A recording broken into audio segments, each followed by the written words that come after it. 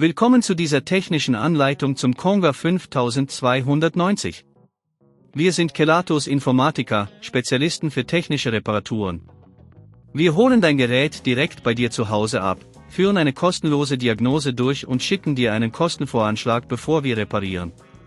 Keine Anrufe, keine Fahrten. Wir befinden uns in der Calle Joaquín María López 26, Madrid. Bequem, transparent und professionell. Link in der Beschreibung. Wenn dein Conga 5290 komische Geräusche macht, kann das auf einen Defekt im Mechanismus hindeuten. Oft geschieht dies, wenn sich Schmutz oder Ablagerungen im Gerät ansammeln oder wenn ein Bauteil verschlissen ist.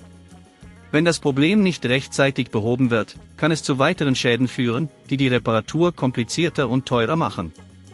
Für die Reparatur benötigst du einige Werkzeuge, einen Kreuzschlitzschraubendreher, eine Pinzette, einen kleinen Schlitzschraubendreher, eventuell etwas WD-40, um festsitzende Teile zu lösen, und ein Mikrofasertuch zur Reinigung. Zuerst öffnest du das Gerät vorsichtig. Achte darauf, die Schrauben an der Unterseite zu entfernen, bevor du die Abdeckung abhebst. Sei vorsichtig, um keine Clips zu brechen. Einmal geöffnet, lokalisierst du die Geräuschquelle. Oft sind es die Motoren oder die Bürsten, die verschmutzt oder beschädigt sind. Wenn du das defekte Bauteil gefunden hast, entferne es vorsichtig. Nutze den kleinen Schlitzschraubendreher, um die Halterung zu lösen, und ziehe das Bauteil mit der Pinzette heraus. Achte darauf, die Verbindungskabel nicht zu beschädigen. Wenn die Teile stark verrostet sind, kann etwas WD-40 helfen, um sie leichter zu lösen. Setze das neue Bauteil ein und achte darauf, dass alles sicher sitzt. Schraube die Abdeckung wieder fest und überprüfe, ob alle Schrauben richtig sitzen.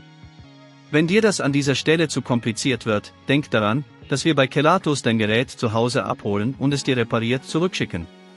Um zukünftige Probleme zu vermeiden, halte dein Gerät regelmäßig sauber und entferne Schmutz und Ablagerungen. Eine vorsichtige Nutzung kann auch helfen, die Lebensdauer der Teile zu verlängern.